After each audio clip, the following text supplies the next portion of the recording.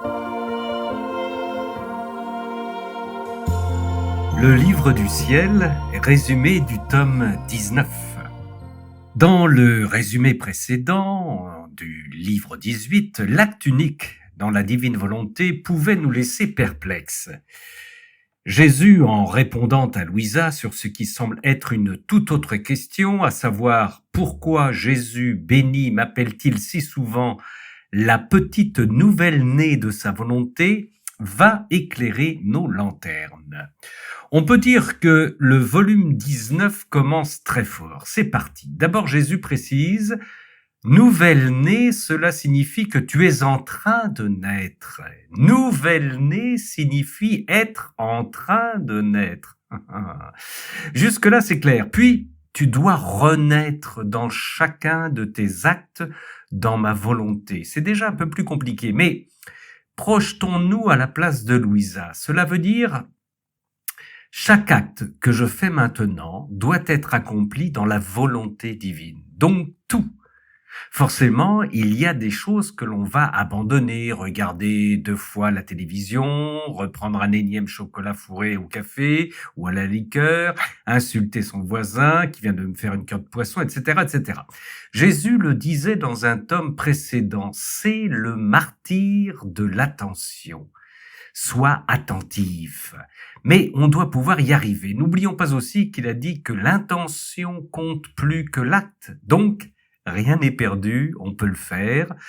Reprenons la suite de cet entretien, car ce n'est pas piquer des hannetons. Pour se refaire de toutes les oppositions des volontés humaines, ma volonté même peut te faire renaître autant de fois que les volontés humaines se sont opposées à la sienne. Ouf!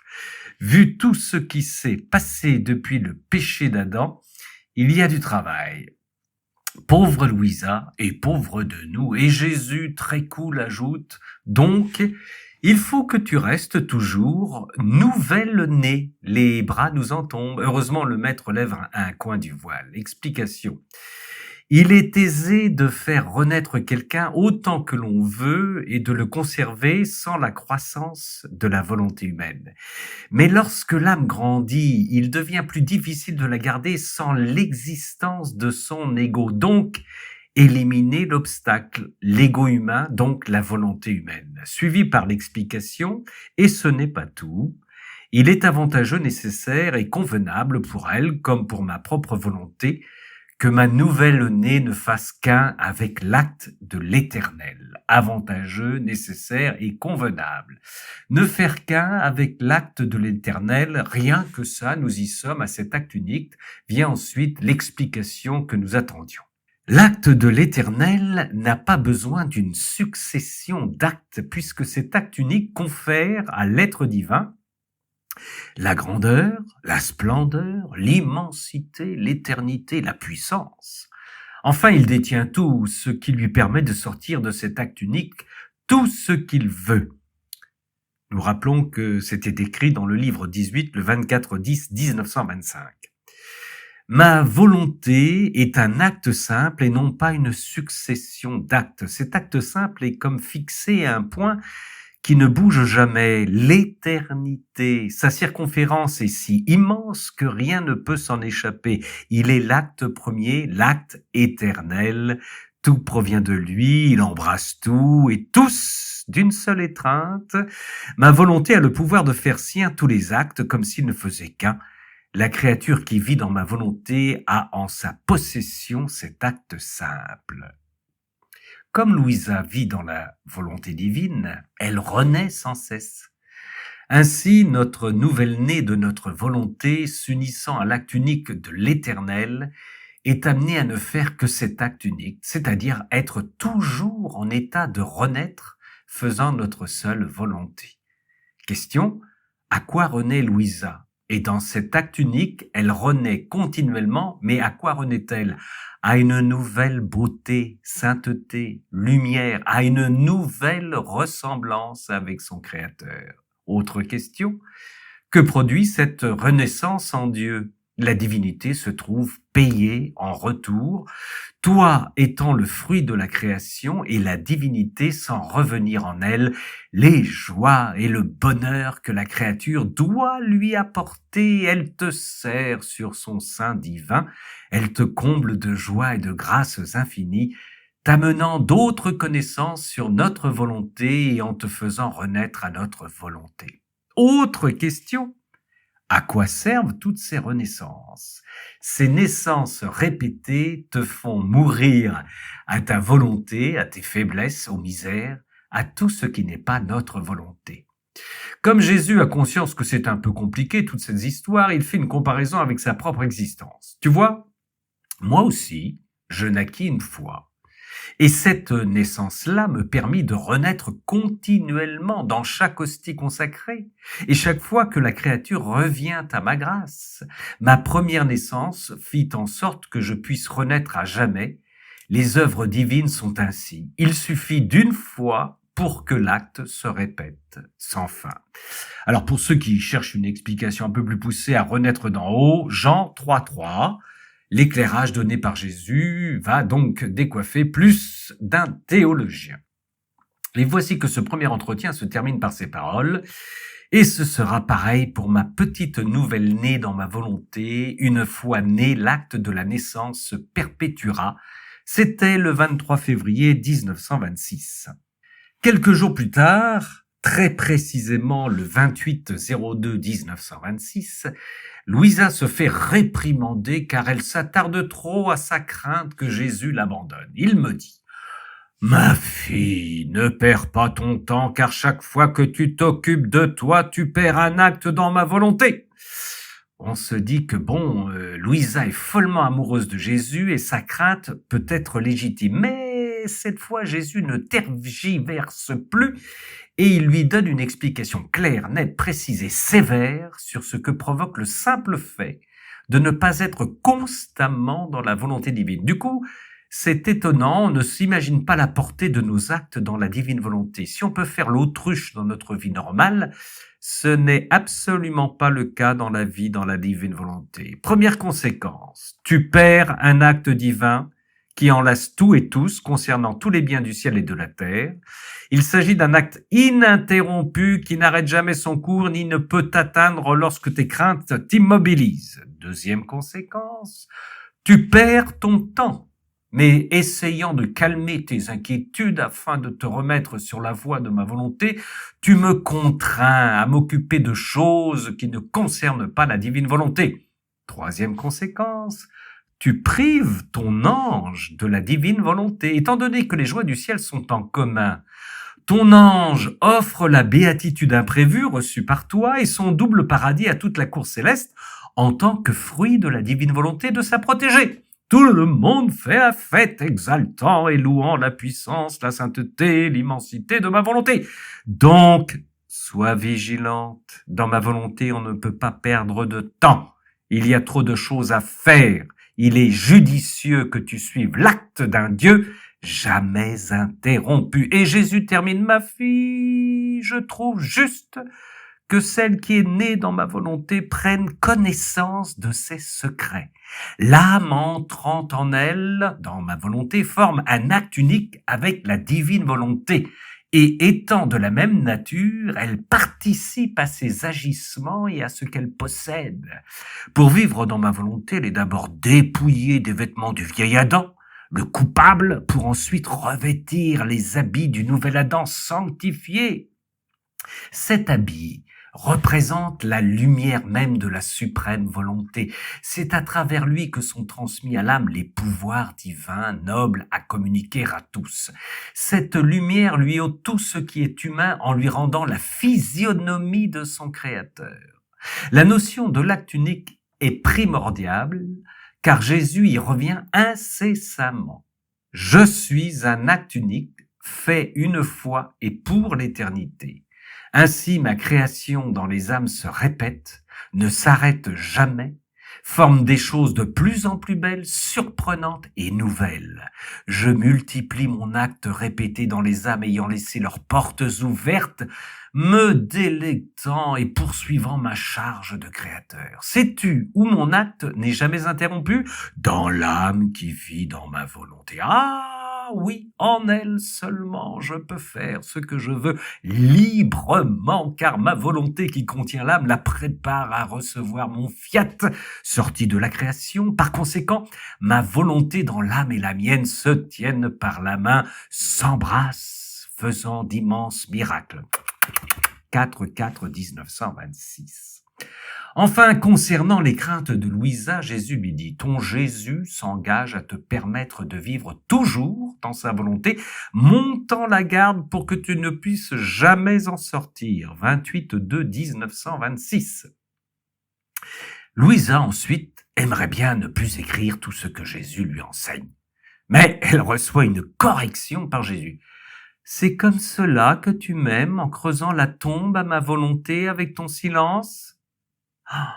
J'étais encore plus effrayé et affligé qu'avant. Je me mis à prier Jésus pour qu'il me fasse la grâce d'accomplir sa volonté. 2-3-1926. Cependant, Louisa fait remarquer que Marie n'a pas eu besoin d'écrire sur toutes les grâces qu'elle recevait. Jésus lui répond, concernant ma mère, on ne sut que ce qu'il était nécessaire de savoir, que Jésus, son Fils, venu, grâce à elle, délivrer les générations, et qu'elle fut la première, où dans son âme, j'eus mon premier chant d'action divine. Si ma mère n'avait pas voulu révéler que j'étais le Verbe éternel et son Fils, quel bénéfice la rédemption aurait-elle apporté? Et donc, Louisa doit se conformer à la volonté de Jésus. Il en sera de même de ma fille. On saura que ma volonté aura eu son premier chant divin dans ton âme, et tout ce qui est important pour que ma volonté soit reconnue, de quelle façon elle veut tout faire pour que la créature revienne à son origine. Bref, chacun son travail. 6-3-1926. Jésus reprend ensuite le thème de la beauté de la création jusqu'au refus de l'homme, et il présente cela comme un pari, on dirait presque une partie de poker. Notre amour, en créant l'homme, se livra à un jeu risqué, en mettant nos choses dans le petit cercle de la volonté humaine. Donc nous sommes avec Adam. Résultat, en voyant ses grands biens refusés par la créature, notre douleur fut immense. Notre jeu risqué à ce moment-là échoua, mais bien qu'inabouti, c'était quand même un jeu divin qui pouvait et devait se refaire de son échec. Donc, on redistribue les cartes avec Marie.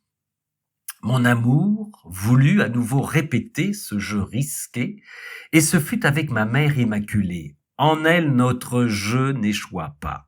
Il réussit pleinement, donc match nul. Puis, maintenant, tu dois savoir que notre amour veut refaire ce jeu risqué avec toi, afin que, avec la Mère Céleste, tu nous fasses gagner. Ainsi, nous aurons notre revanche par rapport à l'échec procuré par le premier homme, Adam. Alors notre volonté refaite de ses gains peut à nouveau disposer de ses biens et les distribuer avec amour à ses créatures. Puisqu'étant gagnant dans mon jeu, je pus faire ressurgir le soleil de la rédemption pour sauver l'humanité perdue grâce à la Sainte Vierge. Ainsi, grâce à toi, je ferai reparaître le soleil de ma volonté pour qu'elle trace sa voie dans les créatures. Jésus précise les règles de ce poker. Pour jouer, il faut toujours miser quelque chose nous appartenant. Sinon, celui qui gagne n'aura rien et celui qui perd ne laissera rien. Laissons Jésus commenter la partie. Je sortis gagnant du jeu avec ma mère. Elle perdit la petite flamme de sa volonté. Maintenant, c'est à toi de mettre la petite flamme de ta petite volonté à côté de celle de mon inséparable mère. On pourra voir ces deux petites flammes privées de leur propre vie à elles au pied du trône suprême pour l'éternité. À la première, on accordera la rédemption et à l'autre, l'accomplissement de ma volonté, seul but de la création, de la rédemption et de ma revanche envers mon jeu risqué en créant l'homme. Résultat de la partie vue par Jésus. Ma fille, j'ai vaincu la petite flamme de ta volonté et tu as vaincu la mienne. Sans perdre la tienne, tu n'aurais jamais pu gagner la mienne. Maintenant, nous sommes tous les deux heureux, victorieux, mais les conséquences nous dépassent. On revient à l'acte unique éternel. Mais la grande différence d'être dans ma volonté réside dans le fait qu'une seule fois suffit à un acte, à une prière, à un je t'aime, pour qu'ils se répètent à jamais dès l'instant où ils ont pris place dans la suprême volonté. L'action de l'âme dans ma volonté est différente par rapport à l'action divine, puisque l'acte fait une fois n'a pas besoin d'être renouvelé. Qu'en sera-t-il de tes nombreux je t'aime dans ma volonté répétant toujours le même refrain je t'aime, je t'aime. Ils seront pour moi autant de blessures, ils me prépareront à accorder la grâce la plus grande, que ma volonté soit connue, aimée et accomplie. Et pour être sûr que la dernière phrase a bien été enregistrée, Jésus précise, par conséquent, dans ma volonté, les prières, les œuvres, l'amour sont du domaine de l'ordre divin. On pourrait dire que c'est moi qui prie, qui agis, qui aime. Que pourrais-je nier à moi-même? De quoi pourrais-je ne pas être satisfait? Fin de la partie. Le pari sur l'homme étant sur le point de se gagner, Jésus revient sur la création, 14 mars 1926. Celle qui vit dans la volonté divine doit être la voie de toute la création. Mon amour, mon toujours aimable Jésus, sortant de moi avec son fiat omnipotent, appela toute la création, la mettait sur mes genoux pour m'en faire cadeau. Oui, vous avez bien lu. Et avec une tendresse pleine d'amour, il me dit, ma fille, tout t'appartient. Tout ce qui sort de ma volonté, tout ce qu'elle conserve et possède, revient de droit à celle qui vit en elle. Car la création fut créée muette pour que celle qui la ferait vivre dans ma volonté lui donne la parole. Cela dépasse Louisa qui se dit « Comment puis-je faire tout ce que mon Jésus me demande, être dans toute chose créée, avoir un acte pour chaque accomplissement de la suprême volonté, faisant en sorte que son écho fasse écho à la mienne, si je ne suis qu'une nouvelle-née dans la divine volonté ?» Jésus la rassure. Pas besoin de grandir. L'état de nouveau-né suffit.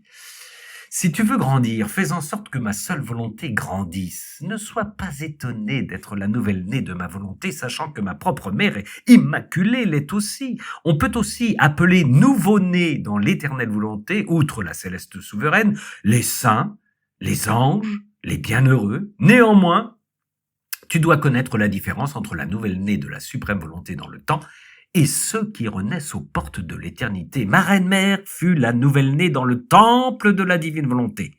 Possédant la puissance de la vie et de la suprême volonté, elle put tout faire, tout obtenir, et même Dieu ne put rien refuser à cette céleste créature.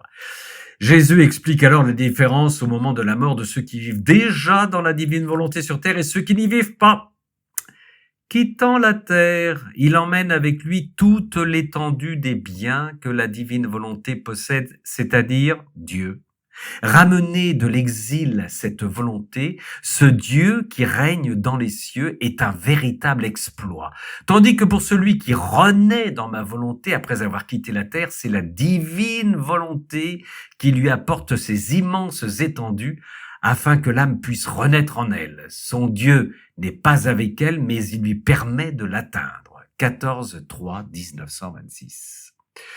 Comme Louisa s'interroge comment elle peut atteindre le même statut que la Vierge Marie alors qu'elle n'est pas conçue sans le péché originel, Jésus va nous donner une vision lumineuse de la divine volonté. Il règle d'abord le problème de la faute originelle avec Louisa. Ma fille, ma mère fut conçue sans la faute originelle pour pouvoir concevoir le tant désiré rédempteur. À toi aussi, t'ayant choisi pour le désirer fiat, je devais te donner toute la grâce permettant de déposer dans une âme et un corps exempt de corruption ma volonté se servant de son pouvoir. Si elle ne put te libérer de la faute originelle, elle l'atténua et se tint fermement sur le foyer afin qu'il ne produise pas d'effet corrompu. Ceci signifie que ta faute originelle, écrasée par ma volonté, n'a plus de vie.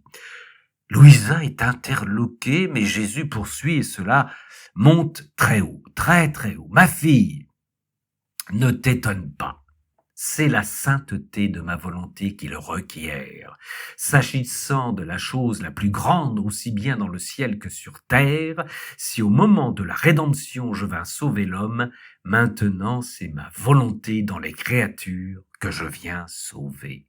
Et pour bien faire entrer cela dans nos esprits limités et coincés, il ajoute une couche, c'est-à-dire faire connaître le but de la création, de la rédemption, les biens qu'elle distribue, la vie qu'elle veut instaurer en elle, les droits qui lui correspondent. Donc, le fait de sauver une divine volonté au milieu des créatures est ce qu'il y a de plus grandiose. Ma volonté reconnue et régnante sera au-dessus des bénéfices de la création et de la rédemption. Ce sera le couronnement de mes œuvres et le triomphe des nôtres. Ensuite, voici ce qu'il ajoute. En bref, attachons-nous ceinture.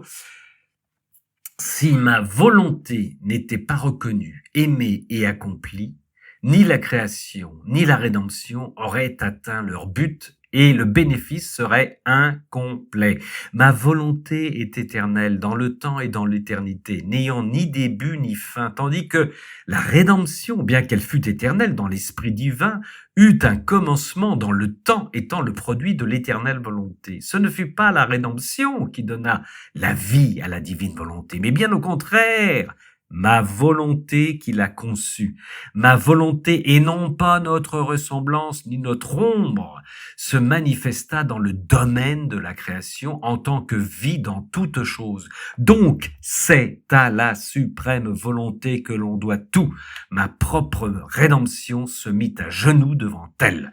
Ma rédemption est comme un arbre dont la divine volonté est la racine. Nous donnâmes naissance à la création dans le seul but de faire connaître et aimer notre volonté plus que la vie même. En outre, la création, la rédemption et le fiat, que ta volonté soit faite, dans le ciel comme sur la terre, symbolisent la sacro-sainte Trinité. Notre volonté eut toujours la première place dans toutes nos actions. La création et la rédemption étaient en retrait, voire égarées dans l'immensité et l'infinité de la suprême volonté. Elle est le tout. Quel ne sera ton émerveillement lorsqu'elle apportera des bénéfices plus importants que les autres œuvres, et l'homme recevra cette vie qu'il a déjà en lui sans en être conscient. Par conséquent, fais attention, car apprenant ma volonté, l'homme sera secoué. Ainsi, la racine ayant été renforcée, la créature pourra faire vivre en elle cette vie qu'elle rejeta avec tellement d'ingratitude. 1926. On ne s'arrête pas là parce qu'il faut digérer cette pluie de merveilles et de connaissances. Fiat, fiat, fiat, fiat. Louisa s'interroge. Pourquoi ma mère céleste ne faisait qu'un avec la volonté de Dieu, ne put obtenir avec le temps désiré rédempteur le fiat, ta volonté dans le ciel comme sur la terre? Jésus. Ma fille, lorsque je vins sur la terre, les créatures ignoraient tout des choses du ciel. Si j'avais parlé du fiat et de la vraie vie en lui, elles auraient été incapables de le comprendre, ne connaissant pas le chemin qui mène à moi. Ma fille, dans tout ce que ma mère fit et que moi j'accomplis, mon intention primordiale fut que mon fiat puisse régner sur la terre. Il n'y a pas de bien de prière faite ou à faire dans l'église qui ne soit pas avec toi, t'aidant à obtenir le tant attendu fiat. Nous ne sommes pas pressés dans l'exécution de nos œuvres car nous avons à notre disposition non seulement les siècles, mais toute l'éternité. 28-3-1926. Jésus reprécise ce que signifie vivre dans sa volonté. Vois donc ce que signifie faire et vivre dans ma volonté. Petit 1. Elle possède tous les biens existants dans le ciel comme sur la terre. Je veux que tu les connaisses. Sinon, comment pourrais-tu les aimer, les posséder et t'en servir? Petit 2. Ne sachant pas que tu as une forteresse divine à ta disposition, un rien t'abattra. Si tu ne sais pas posséder la beauté divine, tu n'oseras pas être à l'aise avec moi, te sentant différente de moi, et tu n'auras pas l'audace de m'arracher l'accord pour que le fiat règne sur la terre. Petit 3. Si tu ignores que tout ce que j'ai créé est à toi, tu ne m'aimeras pas dans toute chose. Petit 4. En fait, tant qu'on ne reconnaît pas ses biens, c'est comme si l'on n'en avait pas. Petit 5, ma volonté doit être rassemblée en toi et tu dois l'aimer, la connaître, la posséder pour qu'en toi elle puisse trouver son règne, le dominer et le soutenir. Jésus révèle encore une nouvelle chose sur sa conception. Ma fille, il faut que tu saches que ma mère céleste put me concevoir, moi, le Verbe éternel, dans son sein immaculé, parce qu'elle fit la volonté de Dieu ainsi que Dieu la fit lui-même. La suite de l'explication sous la rubrique Vierge Marie, il confirme à Louisa qu'elle vit dans la divine volonté. Il faut maintenant qu'elle apprenne à s'en servir. Alors, ce n'est pas merveilleux que tout ce qui est à Dieu, soutenu, conservé et dominé par cette volonté soit à toi aussi? Il est donc primordial de connaître ce qui lui appartient. Pour acquérir le temps désiré fiat, tu dois en arriver à faire la volonté de Dieu comme il l'a fait lui-même. 31-3-1926. La volonté humaine est la première chose que ma volonté terrasse, ne tolérant aucune fin humaine. Elle est céleste et veut donner à l'âme ce qui est divin et appartient au ciel. Et comment Dieu s'y prend-il? L'ego est à jeun et mourant, se sentant mourir, perdant l'espoir de retrouver de la nourriture.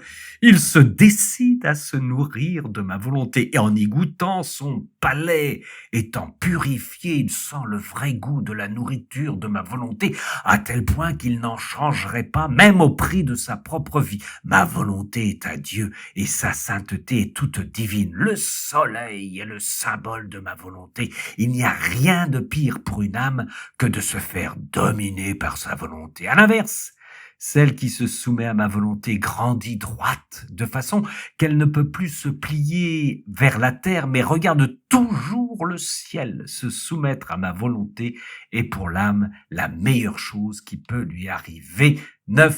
9-4-1926. Continuons donc ce résumé en compressant au maximum.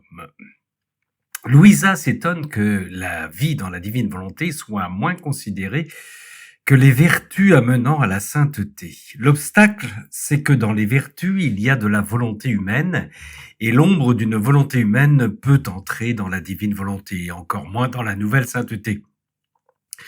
Et sans la divine volonté, tout ce que l'on peut faire n'est rien. Ainsi, si la créature est en adoration devant moi, mais sa volonté n'est pas en accord avec la mienne, ces mots sont sans effet. Donc, il n'y a pas d'adoration. 16-4-1926. Et Vlan, passe-moi l'éponge, c'est pas fini. Si la créature nous donnait tout, faisant les sacrifices les plus grands sans nous offrir sa petite volonté pour permettre à la nôtre de régner, ce serait comme si elle ne nous donnait rien. 3-5-1926. Ensuite, Jésus reprend, que dis-je, il martèle son fiat et dit à Louisa, « Ton âme me coûte très cher ». Encore plus que la création et la rédemption. La création était le début de nos œuvres pour les créatures. La rédemption est le milieu. Le fiat sera la fin. Si mon amour pour la création et la rédemption est réuni en toi, c'est parce que en toi, je veux voir le triomphe de ma volonté. 16-4-1926.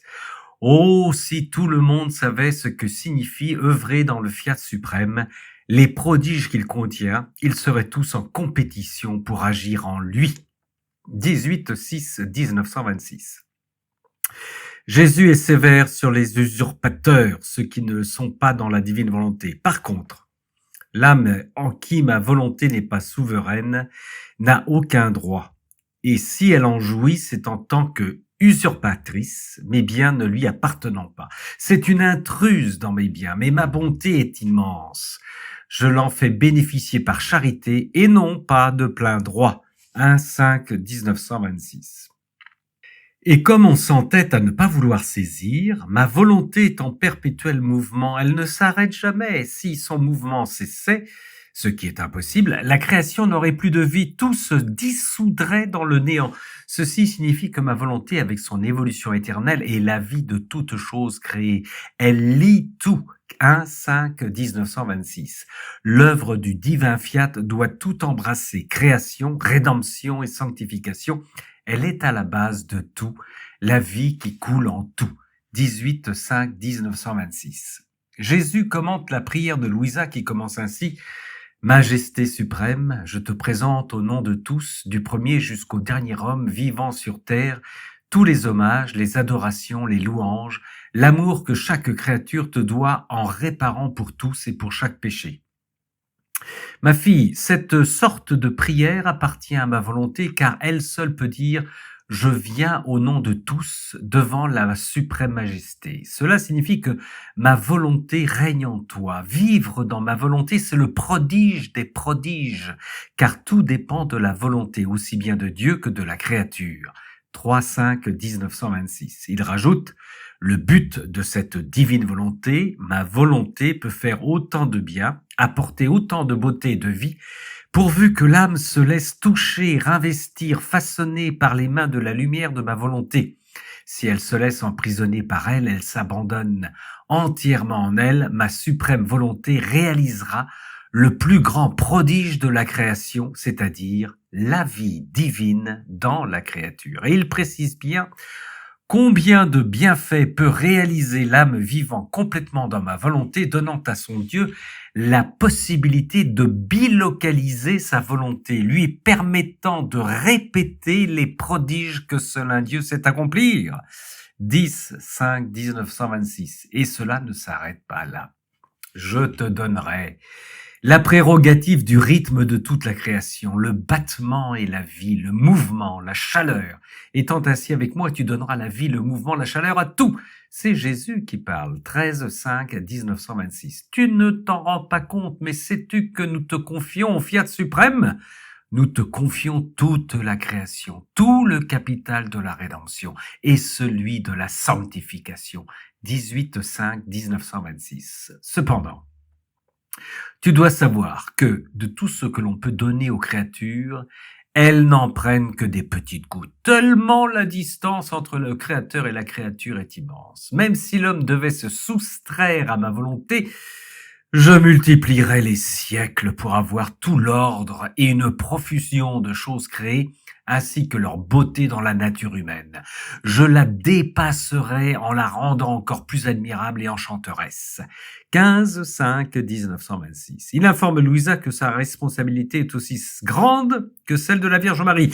La Reine Céleste, après avoir reçu le Verbe, concentra en elle ses œuvres et ses biens. En te donnant la suprême volonté régnante et dominante, nous te donnons toutes les œuvres qui lui appartiennent. Par conséquent, ta tâche est importante, universelle, et doit embrasser tout et tous, de telle sorte que, si notre volonté communiquée aux autres créatures venait à échouer, nous devons trouver en toi la reconstitution du vide laissé par les autres.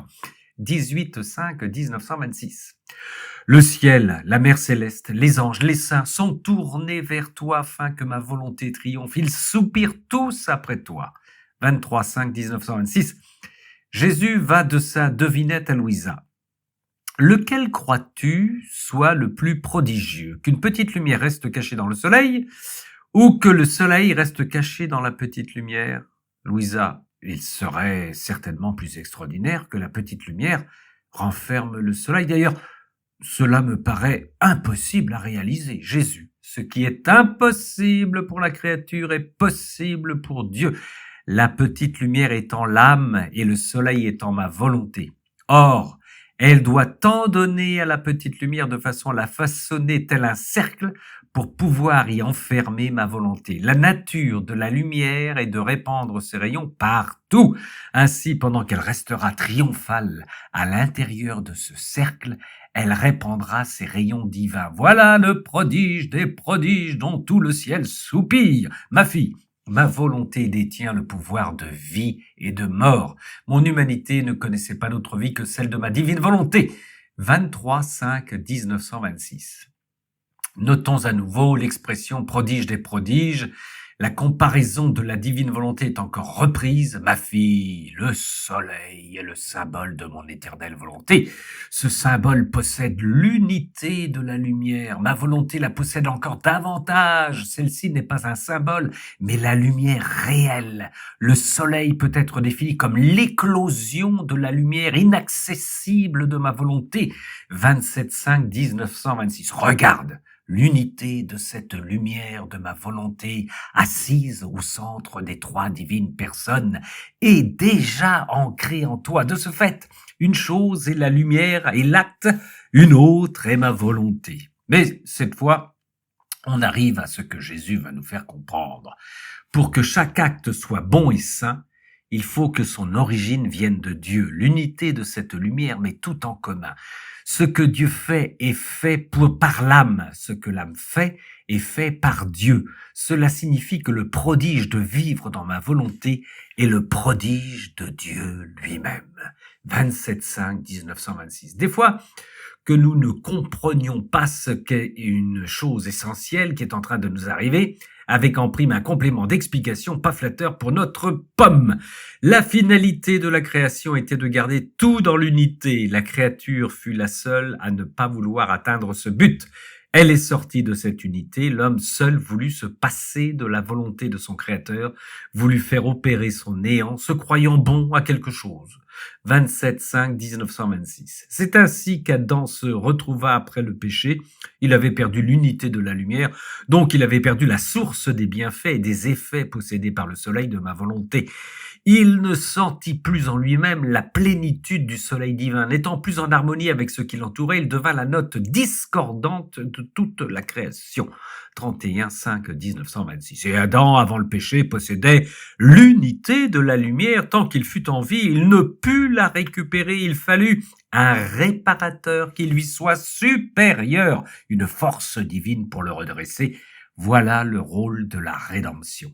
Et c'est grâce à Marie que la rédemption a pu s'accomplir. 31-5-1926. Il demanda à Louisa qui a été spécialement choisi d'accomplir le fiat de la sanctification. En t'élisant pour la mission de ma volonté selon l'ordre naturel, je t'ai prise dans la lignée ordinaire. Mais pour la dignité de ma volonté selon l'ordre de la grâce, je devais t'élever très haut. Pour former en toi la vie de ma volonté, il fallait la pureté, la blancheur, la sainteté, la beauté de ton âme. 6-6-1926. Fais donc en sorte que ton néant soit toujours sous la coupe de ma volonté, si tu veux que l'unité de sa lumière opère en toi et rappelle à une nouvelle vie le but de la création.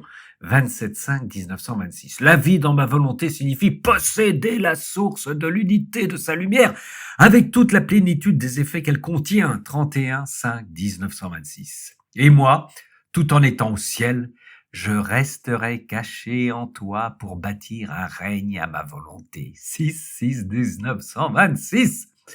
Jésus compare souvent dans ce tome 19 Louisa et Marie. Par exemple, n'est-ce pour toi pas grand-chose que la créature puisse former et apporter la fête, la joie et le bonheur à son Créateur en faisant régner partout notre volonté?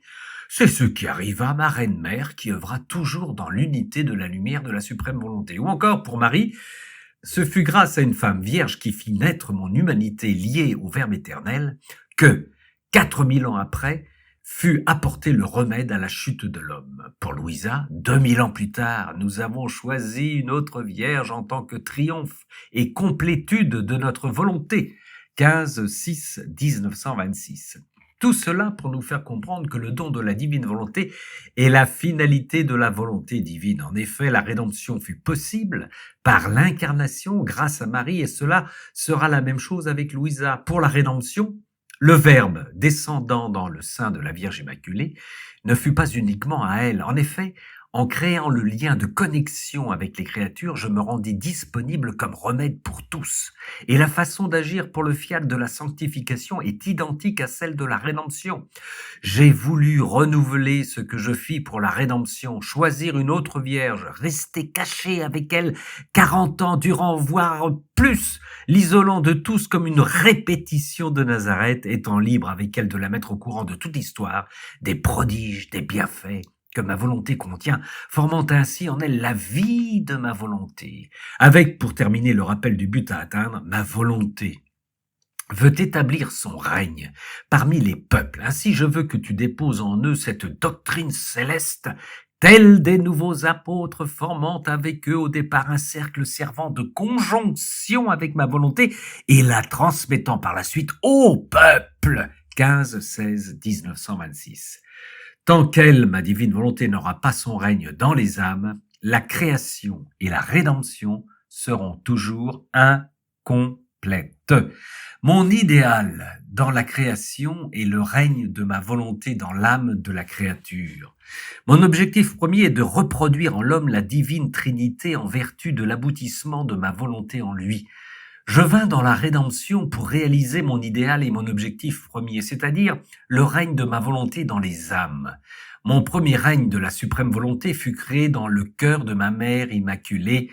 À l'extérieur de celui-ci, je n'aurais jamais pu venir sur la terre. Pendant près de 6000 ans, je dus soutenir une longue bataille. Maintenant, ma petite fille, lorsque je te regarde opérer dans le règne de ma volonté, je me sens victorieux de ma longue bataille. Jésus fait l'éloge de Louisa dans cette dure bataille. Toi aussi, tu as supporté une bataille de longue haleine pour conquérir le règne de ma volonté. Tu as enduré des souffrances, des privations, tu es resté même prisonnière de ta petite chambre, relégué dans ton petit lit pour obtenir ce règne que nous avons tous deux tant désiré. Tu es aussi la petite fille qui a tant pleuré et soupiré son Jésus.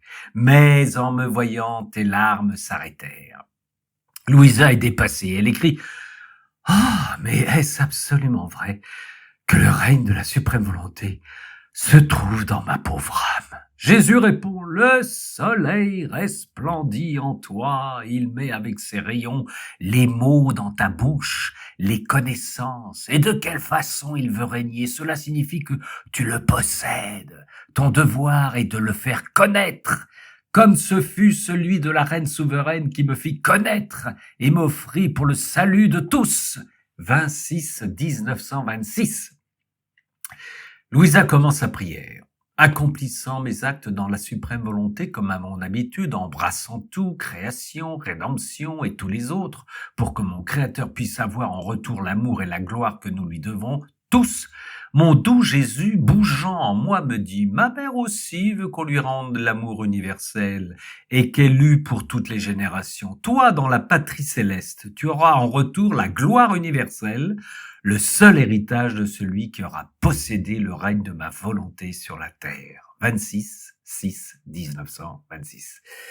Après avoir montré à Louisa que chaque chose créée contient une image des qualités divines et la divine volonté glorifie ces qualités en chaque chose créée, ce ciel est parsemé d'étoiles, image de notre être. Le ciel est unique, de même que la divinité est un acte unique, mais la multiplicité des étoiles, nos œuvres ad extra descendent de cet acte unique.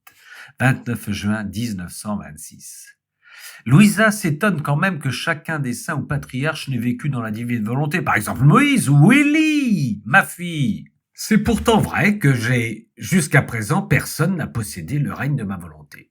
Jésus montre à Louisa que les patriarches et les apôtres n'étaient pas prêts à recevoir la connaissance sur la divine volonté, car ils se seraient découragés. Mais la rédemption a été la préparation. Ma propre volonté exprime le désir que l'homme revienne dans mon règne. Tout ce que je fis, la création, la rédemption, ont été faits pour qu'il entre en possession de mon règne perdu. Plus loin, il insiste très lourdement sur la nécessité de la connaissance de la divine volonté que Louisa doit lui transmettre.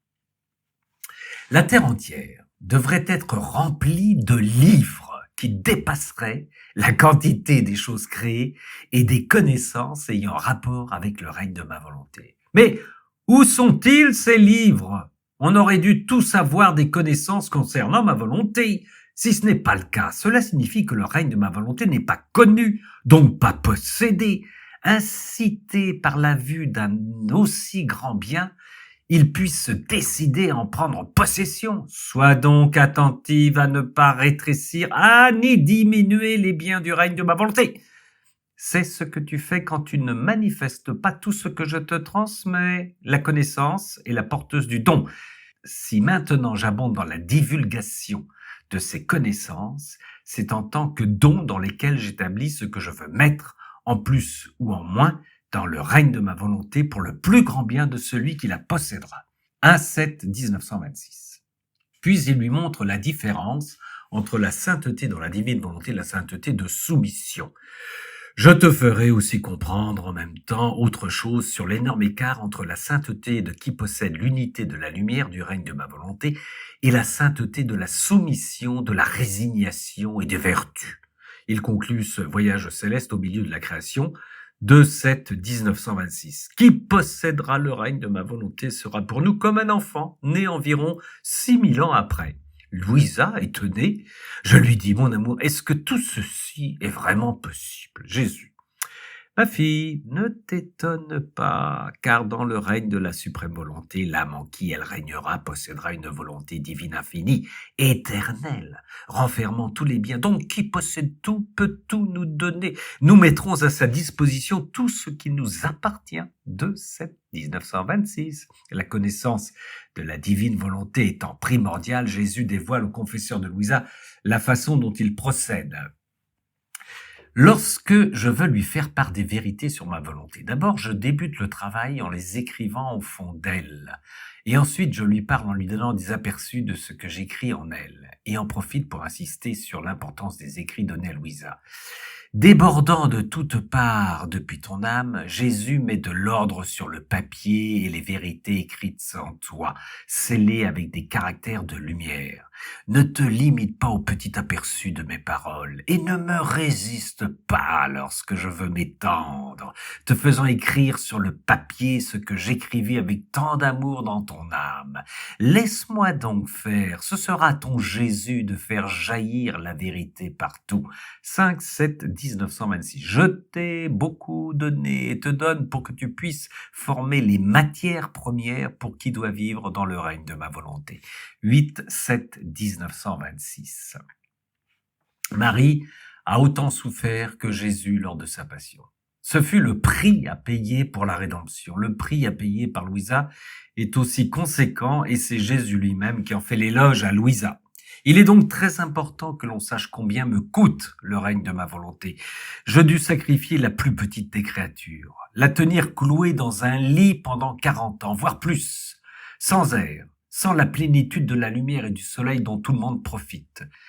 Je dois faire connaître de quelle façon son petit cœur fut le refuge de mes peines et de celles des créatures, à quel point elle aima, pria pour tous, prit la défense de tous, combien de fois elle s'exposa au châtiment de la justice divine pour défendre tous ses frères, ses peines intimes, mes propres privations qui martyrisèrent son petit cœur, la donnant continuellement une mort qu'elle ne connaissait pas d'autre vie, d'autre volonté que la mienne.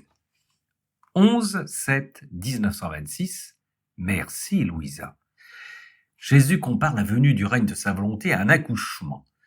Je fus des siècles durant plus qu'une mère enceinte, que j'ai souffert. Je ne voyais pas dans les créatures les vraies dispositions pour cet accouchement, car elles n'avaient pas pris tous les bienfaits du règne de la rédemption. Comment cet accouchement de mon règne, dans mon humanité, pourrait-il avoir lieu? C'est pourquoi je regardais passer les siècles en attendant ma petite nouvelle née dans le règne de ma volonté.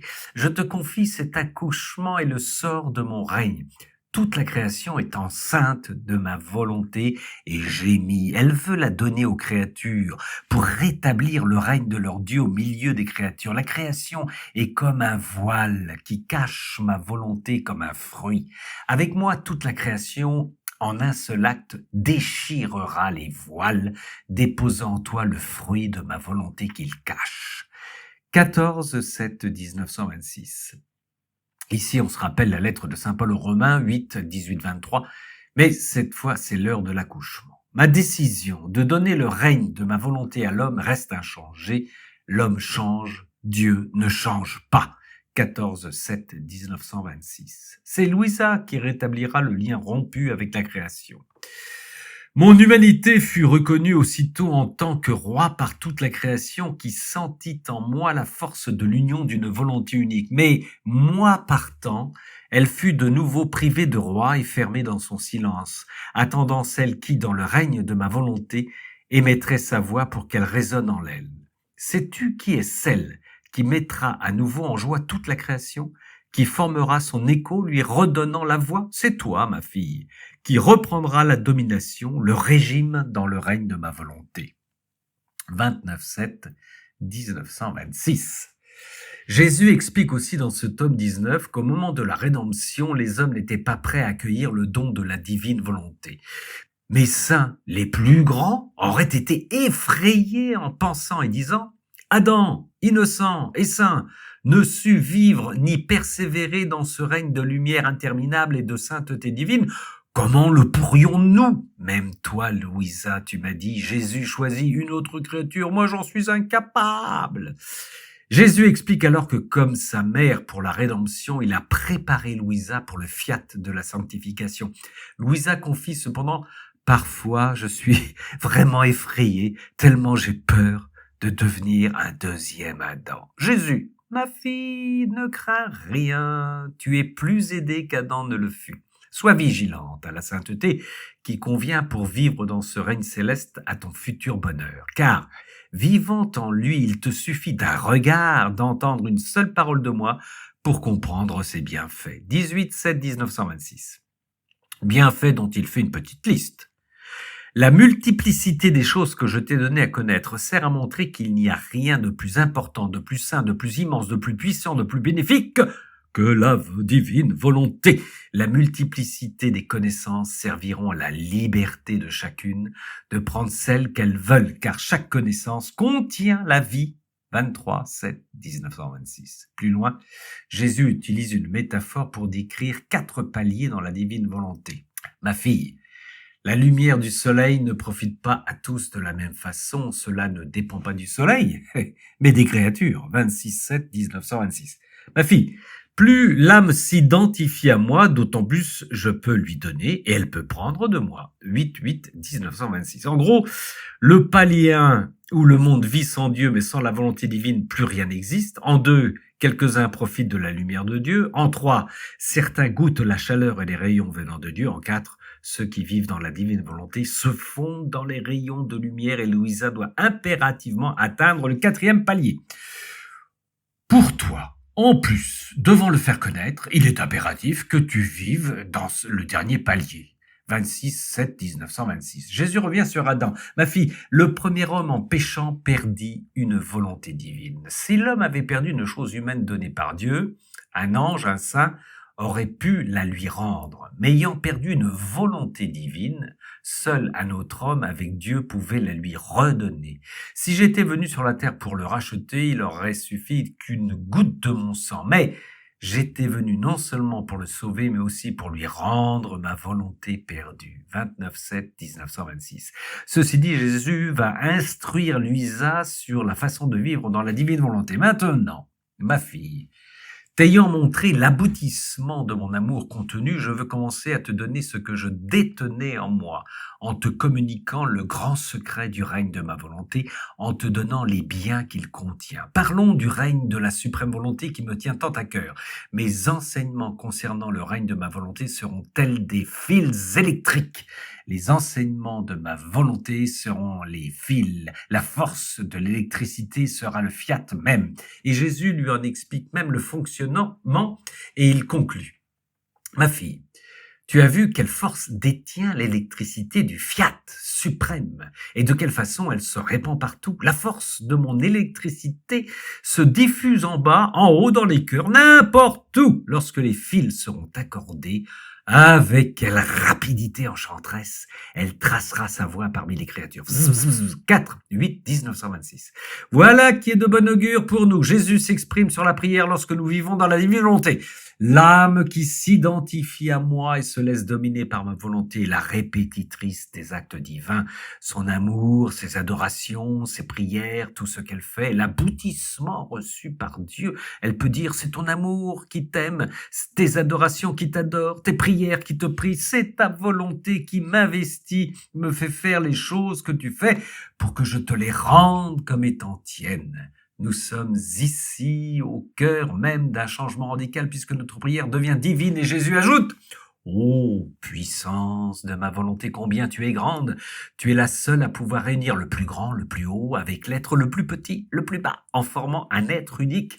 Tu es la seule à posséder la vertu de vider la créature de tout ce qui ne lui appartient pas, pour pouvoir former en elle, grâce à tes reflets, ce soleil éternel qui, remplissant avec ses rayons le ciel et la terre, va se fondre avec le soleil de la majesté suprême. 8-8-1926. Il y a aussi un passage qui se rajoute sur la création de l'homme. L'homme fut créé par Dieu avec 3 puissances, mémoire, intellect, volonté, afin de pouvoir être en liaison avec les divines personnes de la Trinité. Mais, et oui, il y a un mais. Ah, ma fille, quel désordre dans les 3 puissances de l'âme humaine. Ces 3 puissances devaient servir à comprendre celui qui l'avait créé, à grandir en sa ressemblance et une fois sa volonté transfusée dans celle de son créateur, à lui donner le droit de la faire régner. L'homme a rompu cette liaison qui doit impérativement être établie pour pouvoir vivre dans la divine volonté. Si la suprême volonté ne peut régner dans l'âme, si ces 3 puissances, intellect, mémoire et volonté ne se tiennent pas la main pour pouvoir revenir à la finalité de sa création, catastrophe, 12-8-1926. Si Jésus se réjouit de la publication des livres du ciel, ce n'est pas le cas de Louisa, car tout y est dévoilé, et même ce qu'elle espérait ne pas figurer dans le livre. Ce fut qu'on ait décidé de publier la manière d'agir de Jésus avec moi et tout ce qu'il me dit sur d'autres vertus et circonstances au sujet duquel, étant pour moi trop douloureux, j'avais donné et réitéré mes raisons pour que ce ne fût pas divulgué. 14-8-1926. Jésus, au contraire, jubile, ma fille. Le règne de ma volonté est indestructible. Dans les connaissances la concernant, je mis tellement de lumière, de grâce et d'attraction pour qu'il soit victorieux. Lorsqu'elles seront connues, après une douce bataille livrée à la volonté humaine, elles en sortiront gagnantes. Ces connaissances feront office de mur très haut et inébranlable, plus encore que le paradis terrestre, bloquant l'entrée à l'ennemi infernal, l'empêchant ainsi de molester ceux qui, vaincus par elle, viendront vivre dans le règne de ma volonté. Alors ne t'inquiète pas, laisse-moi faire, je mettrai tout en œuvre pour que le fiat soit connu. 14-8-1926. Jésus s'occupe de donner le titre au livre. Voici le titre que tu donneras au livre qui parle de ma volonté. Le règne de ma divine volonté au milieu des créatures. Le livre du ciel. Le rappel des créatures dans l'ordre, à leur place et dans la finalité pour laquelle elles furent créées par Dieu. 27-8-1926. Une fois de plus, Louisa, même en étant dans la divine volonté, se plaint de l'absence de Jésus. Je songeais. Le fait d'être privé ainsi de mon doux Jésus me fait mourir et fait mourir mon âme. Et la souffrance est intenable, indescriptible et incomparable à toute autre souffrance. Mais cette fois, Jésus va lui donner une autre explication à son absence. Ma fille, tu te trompes. Comme tu l'as si bien dit, mon absence n'est pas une séparation, mais une souffrance mortelle. Et cette douleur a la vertu non pas de séparer, mais au contraire, de consolider et rendre plus forts et plus stables les liens de l'union inséparable avec moi. Chaque fois que l'âme est séparée de moi, je renais en elle à une nouvelle vie de connaissance, à un amour nouveau, l'embellissant, l'enrichissant et la faisant renaître à une nouvelle vie divine. C'est juste qu'il en soit ainsi. Car être privé de moi est la peine la plus grande, confère à l'âme le mérite de devenir dépositaire des dons les plus inestimables de son Créateur, de ses connaissances les plus élevées et de ses secrets. Louisa, toujours très terre à terre et profondément humaine, répond « Je pensais. Si la vie dans le règne suprême requiert autant d'attention et de sacrifice, ceux qui voudront vivre dans ce saint règne seront très peu nombreux. Jésus lui dit que non. Cela la concerne elle, Louisa, parce que tu dois former l'arbre avec toute la plénitude des branches et la multiplicité des fruits. Et Jésus confirme, ce ne sera pas nécessaire pour qui sera uniquement branche ou fruit. Sa tâche étant de rester incorporé à l'arbre pour recevoir les humeurs vitales qu'il contient. En revanche, pour Louisa, c'est comme la Vierge Marie et comme Jésus. Donc, ma fille, celui qui est aux commandes doit souffrir en faisant tout seul ce que les autres font ensemble.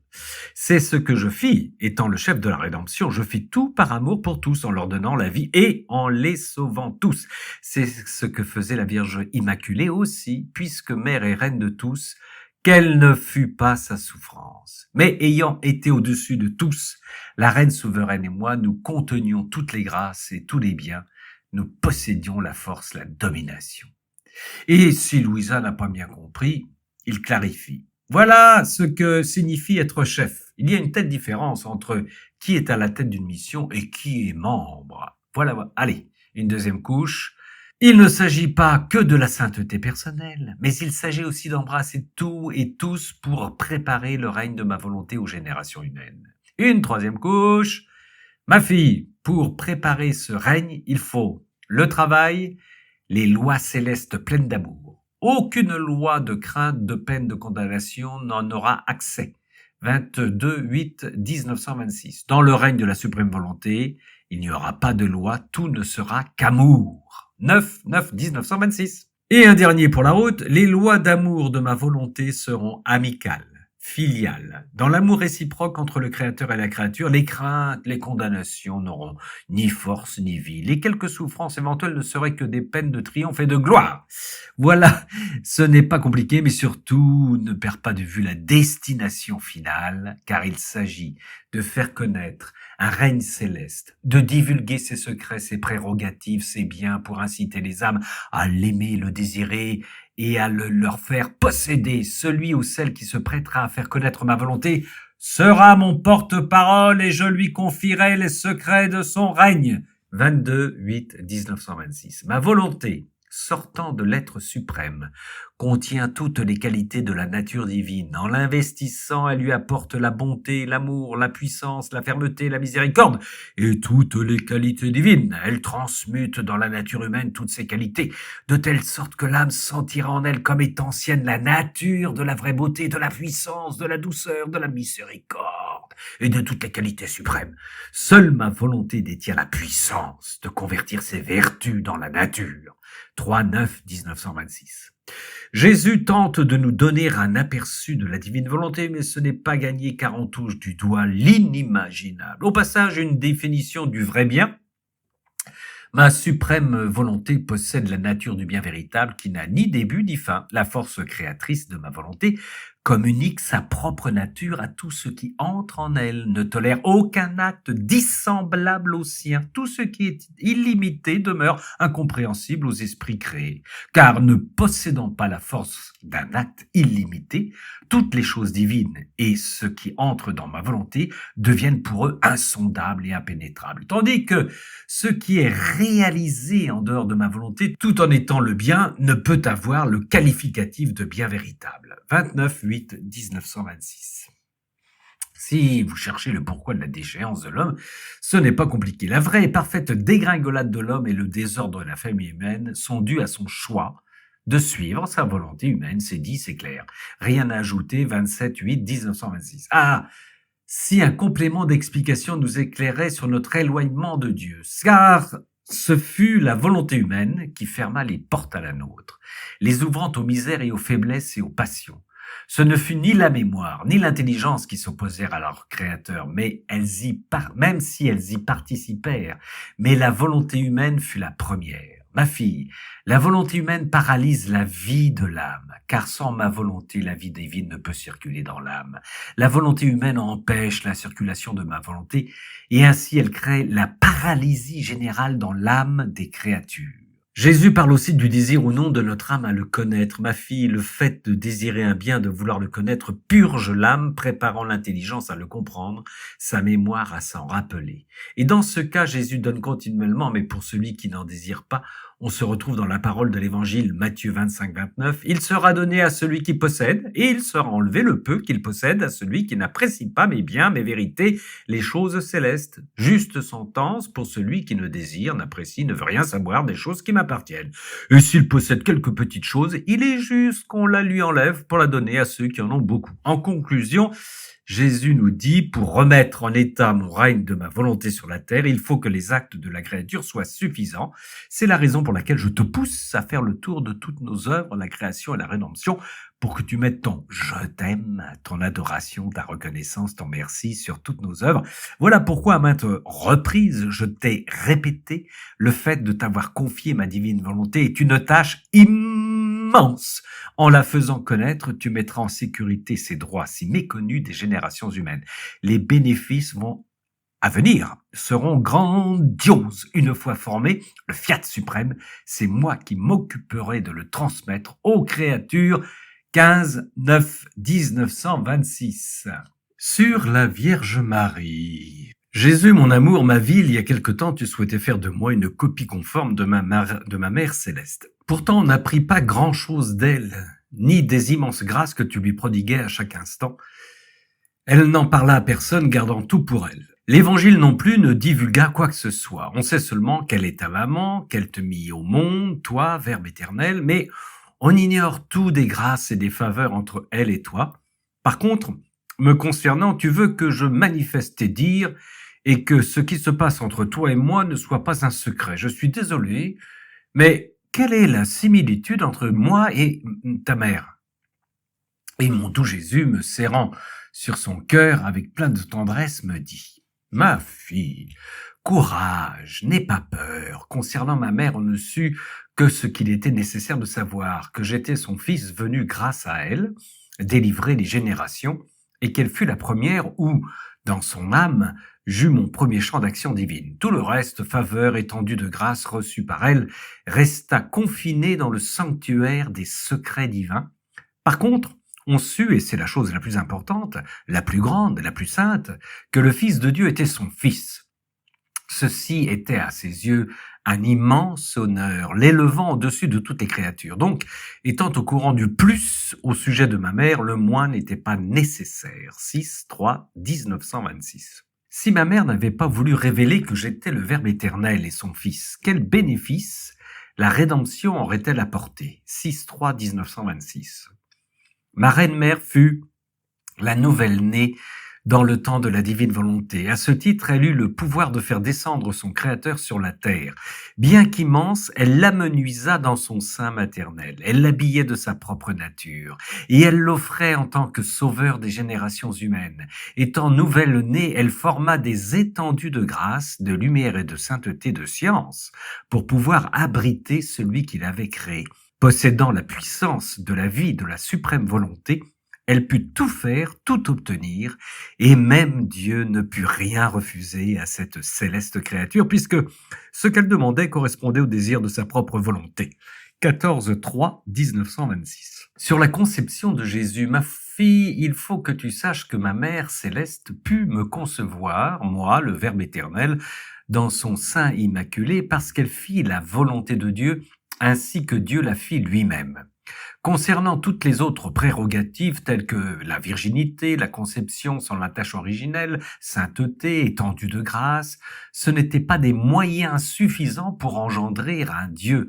Toutes ces prérogatives ne lui donnaient ni l'immensité ni la clairvoyance pour pouvoir concevoir un Dieu immense qui voit tout, encore moins la fécondité lui permettant sa conception. En fait, elle n'aurait pas disposé du germe de la fécondité divine. Tandis que, possédant la suprême volonté comme sa propre vie, faisant la volonté de Dieu comme Dieu la fit lui-même, elle reçut le germe, et avec lui l'immensité, la clairvoyance. Ceci me permit d'être conçu par elle de façon conforme à sa nature, ne manquant donc ni d'immensité, ni de tout ce qui est semblable à mon être. Le fait de faire valoir la volonté de Dieu comme le fait Dieu lui-même fut le point culminant, le plus important, le plus nécessaire pour ma mère afin d'obtenir le Rédempteur désiré. 31-3-1926. Ma mère a pris tout de nous afin de se répandre en tout et de se mettre au-dessus des actes de chaque créature, de tout amour, de chaque pas, parole, pensée, de toute chose créée. Le fait d'avoir mis son acte primordial sur toute chose lui valut le titre de reine de tout et de tous. Elle dépassait en sainteté, amour et grâce tous les saints actuels et à venir et tous les anges réunis. Le Créateur se répandit en elle, lui donna tellement d'amour, suffisant à lui permettre de l'aimer pour tous, et lui communiqua la suprême harmonie et la volonté unique des trois divines personnes. C'est ainsi qu'elle put adorer de façon divine, suppléer tous les devoirs des créatures. Si cela ne s'était pas produit, il serait faux ou juste une façon de parler que d'affirmer que la Mère Céleste fut au-dessus de tous en amour et sainteté. Sauf que, lorsque nous parlons, ce ne sont pas des paroles mais des faits. Elle avait tout en elle. Par conséquent, ayant trouvé tout et tout, nous lui donnâmes le tout. Nous l'avons élue reine et mère du Créateur même, ce qui signifie, fille de ma suprême volonté, que celle qui veut tout posséder doit tout contenir et aller au sommet en tant qu'acte premier des actes de tous. L'âme doit être au-dessus de tout amour, adoration, gloire de chaque créature. 16-4-1926. Tu dois être notre écho et celui de la Mère Céleste, car elle seule, vécue parfaitement et pleinement dans la divine volonté, peut te servir de guide et d'enseignante. Tu dois savoir que j'en ai fait davantage pour toi que je ne le fis pour ma propre Mère Céleste, puisqu'elle n'avait pas tes besoins, ni tendances, ni passions, empêchant aucunement le cours de ma volonté en elle.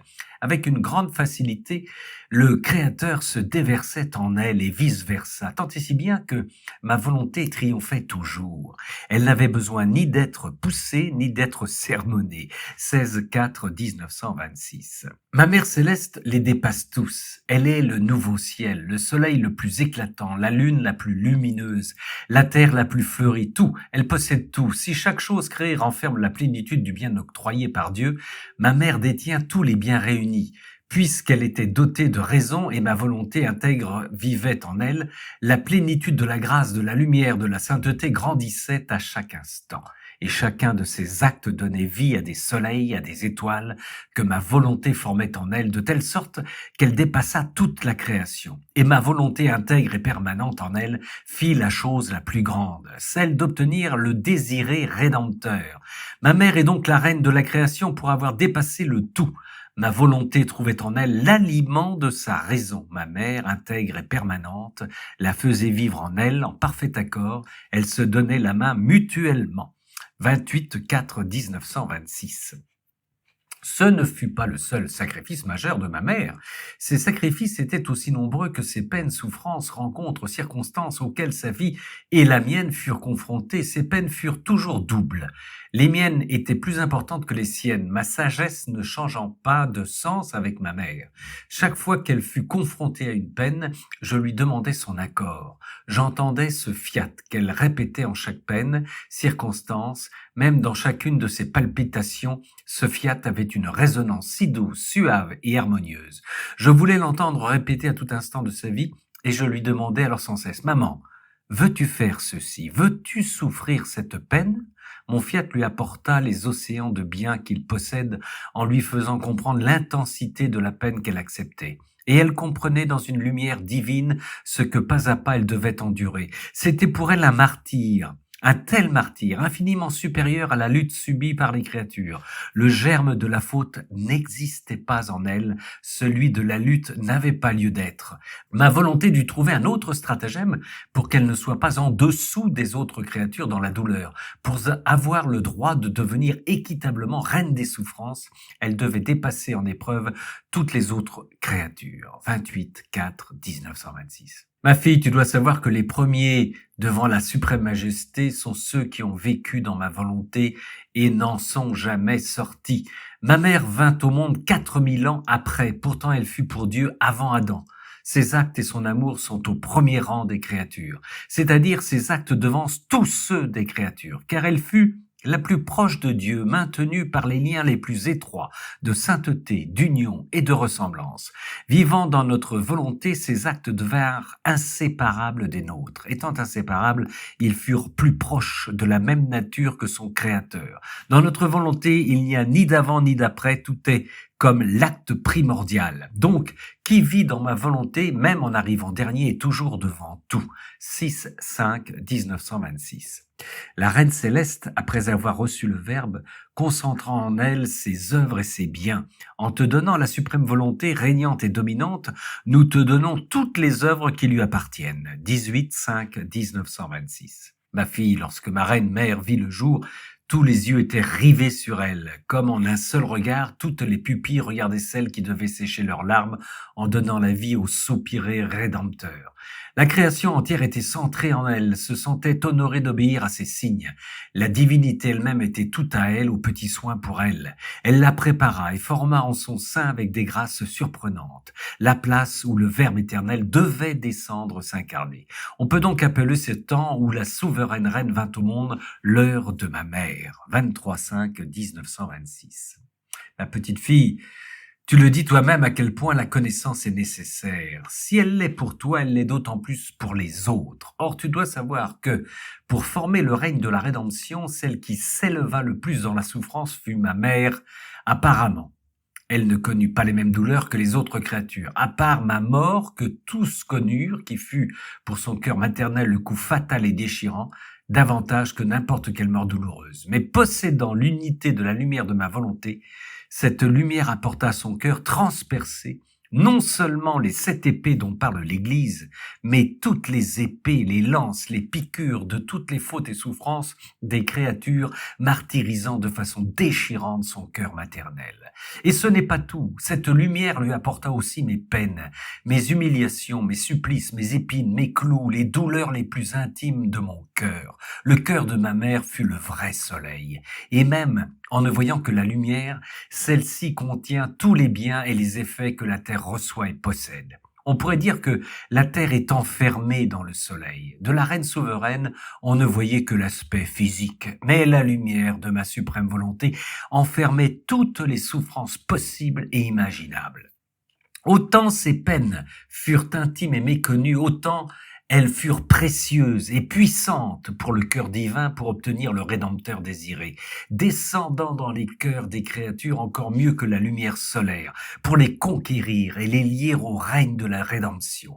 L'Église connaît très peu les peines de la céleste souveraine, seulement celles apparentes. C'est pourquoi on a dénombré 7 épées, mais si elle avait su que son cœur maternel était le refuge, le dépositaire de toutes les souffrances, puisque la lumière lui apporta tout, ne l'épargnant d'aucune façon, elle n'aurait jamais parlé de 7, mais de millions d'épées. D'autant plus s'agissant de peines intimes dont seul Dieu en connaît l'intensité. C'est la raison pour laquelle elle fut constituée de son plein droit, reine des martyrs et de toutes les douleurs. Les créatures savent donner le poids, la valeur aux peines extérieures, mais elles ne savent pas estimer celles intérieures. Mais pour pouvoir donner aux créatures le règne de la rédemption, elle dut s'assujettir à autant de peines. Ainsi, les fruits de la rédemption mûrirent dans le règne de ma volonté que nous possédions, ma mère et moi. Il n'existe pas de choses belles, bonnes et utiles qui ne sortent pas de ma volonté. Mon humanité vint unie à la reine souveraine, elle resta cachée en moi, dans mes souffrances, mes peines, et c'est la raison pour laquelle on ne connut peu d'elle. 11-7-1926. Dans le sein de ma mère, j'enfouis ma conception. Je la préparais et la formais pour qu'elle n'ait pas peur. Lorsque vint le moment opportun dans cet acte même où je devais me concevoir, je lui fis savoir par l'ange. Tout d'abord, elle trembla et fut perturbée, mais elle se sentit vite rassérénée parce qu'elle avait l'habitude à vivre avec son Dieu dans la lumière et devant sa sainteté. 18-7-1926. Le rôle de Louisa. Il en sera de même, ma fille. On saura que ma volonté aura eu son premier chant divin dans ton âme. Et tout ce qui est important pour que ma volonté soit reconnue et de quelle façon elle veut tout faire pour que la créature revienne à son origine, l'attendant dans ses bras avec impatience, afin que plus rien ne nous sépare. Si cela n'était pas divulgué, comment pourrait-on espérer ce si grand bien? Comment se préparer à une grâce aussi grande? Tous les autres secrets, les envolées que tu fais dans ma volonté, les biens que tu prends, les choses intimes entre toi et moi resteront dans le sanctuaire des secrets divins. 6-3-1926. Sur la partie de poker céleste, ma fille, pourquoi as-tu peur? Tu ne veux pas que je joue avec toi? Tu n'auras rien d'autre à faire que d'engager la petite flamme de ta volonté reçue par moi lors de ta création. Ceci signifie que le risque de mes biens m'appartiendra. Tu ne veux pas être l'égal de ma mère? Pour cela, viens avec moi devant le trône divin. Tu y trouveras la petite flamme de la volonté de la Reine du Ciel au pied de la suprême majesté. Elle la donna au jeu divin, car pour jouer, il faut toujours miser quelque chose nous appartenant. Sinon, celui qui gagne n'aura rien, et celui qui perd ne laissera rien. Je sortis gagnant du jeu avec ma mère. Elle perdit la petite flamme de sa volonté. Ceci était une heureuse perte. Elle la laissait en hommage permanent au pied de son Créateur. Elle façonna sa vie dans le grand feu divin, grandissant sur la mer des biens divins. Ceci lui permit d'obtenir le Rédempteur désiré. Maintenant, c'est à toi de mettre la petite flamme de ta petite volonté à côté de celle de mon inséparable mère. Ma fille, pour me concevoir, moi, le Verbe éternel, mon inséparable mère reçut des mers de grâce, de lumière et de sainteté de la part de la suprême majesté. Elle faisait tellement d'actes et elle a dépassé tout l'amour, toutes les vertus et tous les actes de toutes les générations nécessaires à l'obtention du Rédempteur désiré. Je vis dans la souveraine reine l'amour de toutes les créatures et de tous les actes réunis pour mériter la conception du Verbe. Je vis en elle le retour de l'amour de tous, notre gloire réintégrée et les actes de tous les rachetés, même de ceux que ma rédemption devait servir à condamner à cause de leur ingratitude. Mon amour se montra alors une dernière fois et je fus conçu. C'est pour cela que le droit d'être appelée mère est inné chez elle et sacré. 18-5-1926. La Reine Céleste, après avoir reçu le Verbe, concentra en elle ses œuvres et ses biens. En te donnant la suprême volonté régnante et dominante, nous te donnons toutes les œuvres qui lui appartiennent. 18-5-1926. La souveraine reine et moi, nous ne sommes pas touchés par la souffrance. Nous sommes impassibles et en état de gloire complète. La souffrance n'a donc plus rien à voir avec nous. 6-6-1926. Louisa dans la divine volonté. Mon pauvre esprit se perdait dans la divine volonté. Une lumière interminable envahissait le petit cercle de mon intelligence.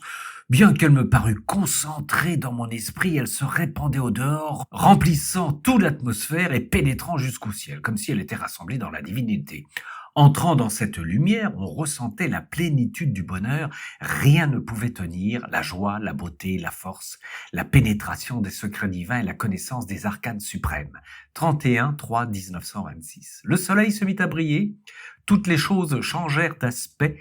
Les arbres étaient lumineux, la fleur recevant la vie de son parfum et des diverses couleurs que la lumière du soleil apportait à chaque fleur. Cette lumière donnait la vie, à petites gorgées à toutes choses, et celle-ci se formait, se développait. Il y avait la lumière, la chaleur, mais on ne voyait rien d'autre. Alors, tout jaillissait, ces effets différents, ces teintes variées que la nature recevait.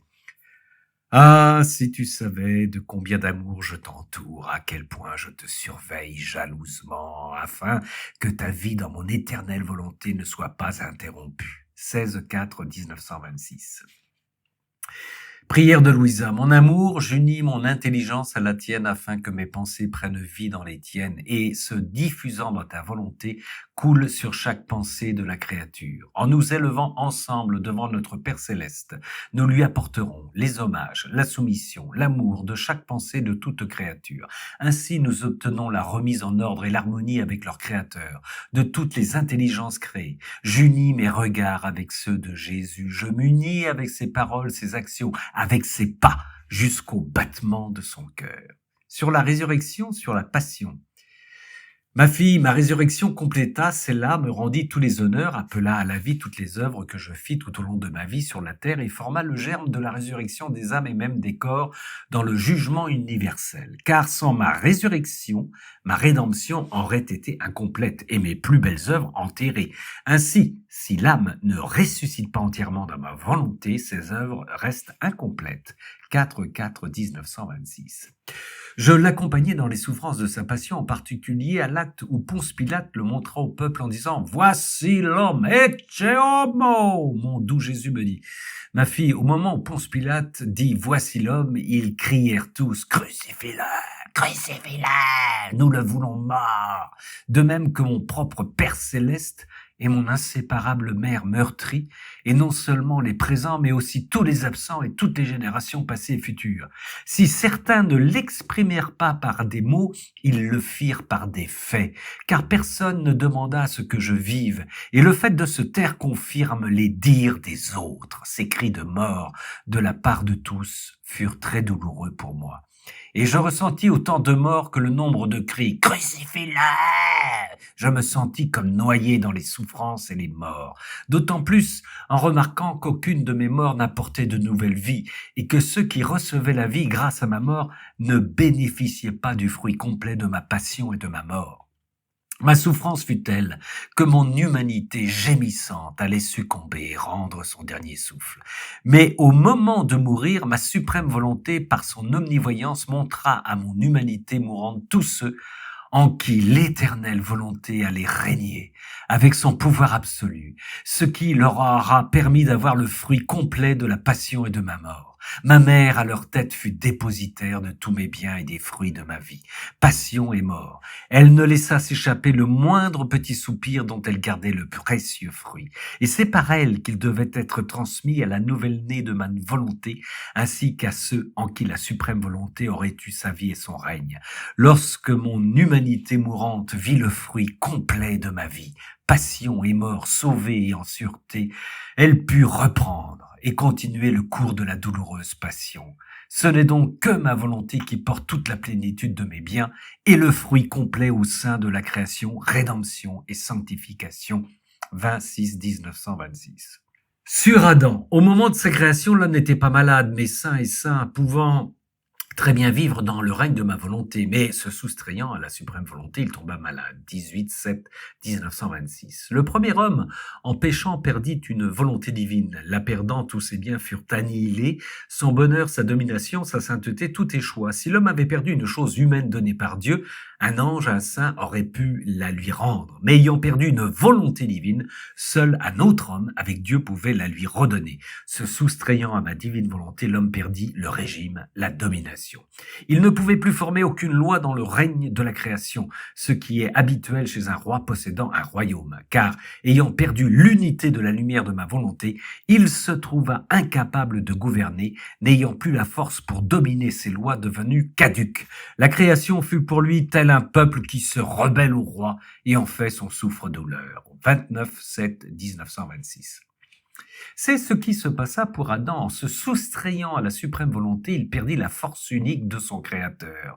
Restant avec sa force humaine limitée, il rencontra des embûches dans ses actions et en même temps que la force déployée l'affaiblissait. Celle-ci n'était jamais la même pour chaque action accomplie. Il toucha du doigt la pauvreté de ses actions qui, étant de force inégale, non seulement elles étaient divisées, mais chacune d'elles avait un défaut. Se soustrayant à ma volonté, il perdit la force unique de son Créateur et en même temps sa noblesse, sa domination, n'ayant plus la force de s'exhiber en faisant le bien. Cela se produit pour qui n'est pas complètement abandonné dans les bras de ma volonté. 8-8-1926. Les 4 paliers de la divine volonté. Jésus me dit, ma fille, la lumière du soleil ne profite pas tous de la même façon, cela ne dépend pas du soleil mais des créatures. Car mes œuvres contenant le bien universel apportent les bienfaits à tous sans aucune restriction. Suppose qu'une personne soit dans ta chambre, celle-ci ne profite pas de l'éclat de la lumière, et si cette dernière est douce, elle ne ressent pas sa chaleur non plus. Tandis qu'une autre est à l'extérieur de l'habitation, elle a davantage de lumière et ressent la chaleur du soleil. La chaleur purifie, désinfecte l'air putride. Et en respirant l'air purifié, elle se renforce et s'assainit. Donc, c'est la deuxième qui profite le plus des bienfaits que le soleil apporte à la terre. Mais s'avance une troisième personne qui s'installe dans le point où les rayons solaires battent la surface de la terre et elle se sent investie par eux.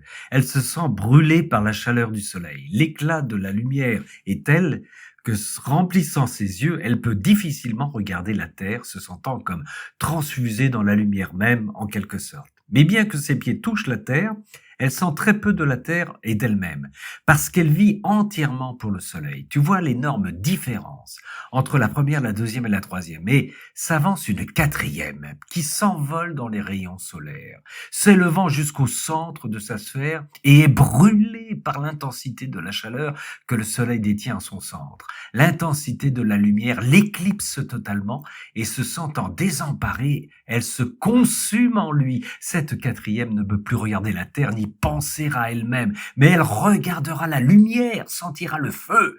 Pour elle, les choses n'existent plus, la lumière et la chaleur se sont substituées à sa vie. Quelle différence entre la troisième et la quatrième! Cela ne vient pas du soleil, mais des créatures, et selon leur exposition à la lumière du soleil. Or, le soleil représente ma volonté, qui plus que lui envoie ses rayons pour convertir ceux qui veulent vivre dans son règne dans la lumière et de l'amour. La métaphore de ces quatre personnes représente les quatre piliers de la vie dans ma volonté. Concernant la première, on peut dire qu'elle ne vit pas dans son règne, mais elle vit uniquement la lumière que le soleil de ma volonté répand sur tous depuis mon règne. Elle est en dehors de ses limites, ne profitant que de la faible lumière qui se répand partout. Sa nature, ses faiblesses et ses passions l'entourent telle une maison, rendant l'air infect et putride. Et en le respirant, elle vit malade sans avoir la force de faire le bien. Et résigné, supportant le mieux possible les rencontres de la vie. Car la lumière de ma volonté, bien que douce, apporte toujours ses bienfaits. La deuxième est la métaphore de celle qui fait ses premiers pas dans les limites du règne de la suprême volonté et qui profite non seulement de plus de lumière, mais aussi de la chaleur. Par conséquent, l'air qu'elle respire est pur et éteint ses passions. Elle fait le bien régulièrement, supportant ses peines avec patience et amour. Mais n'ayant fait que quelques pas à l'intérieur des limites, elle regarde encore la terre, sentant le poids de la nature humaine. Tandis que la troisième étant la métaphore de celle qui est allée au-delà des limites de ce règne, la lumière est telle et si éblouissante qu'elle lui fait tout oublier, tout a changé de nature, elle-même, ses peines, le bien, les vertus. La lumière l'éclipse, la transforme, lui laissant voir vaguement de loin ce qui ne lui appartient plus. La quatrième est la plus heureuse, car elle est la métaphore de celle qui non seulement vit dans mon règne, mais elle en fait l'acquisition. Elle subit la consommation totale dans le soleil suprême de ma volonté. L'éclipse de la lumière est si dense qu'elle-même devient lumière et chaleur, ne pouvant regarder que la lumière et le feu. Et tout se convertit pour elle en lumière et amour. Mon règne comporte donc des paliers différents selon ce que les créatures veulent prendre de ces biens. Et les premiers seront des coups de pouce, des voies pour arriver au bout. Pour toi, en plus, devant le faire connaître, il est impératif que tu vives dans le dernier palier. Sœurs et frères, dans l'amour trinitaire, soyez abondamment bénis.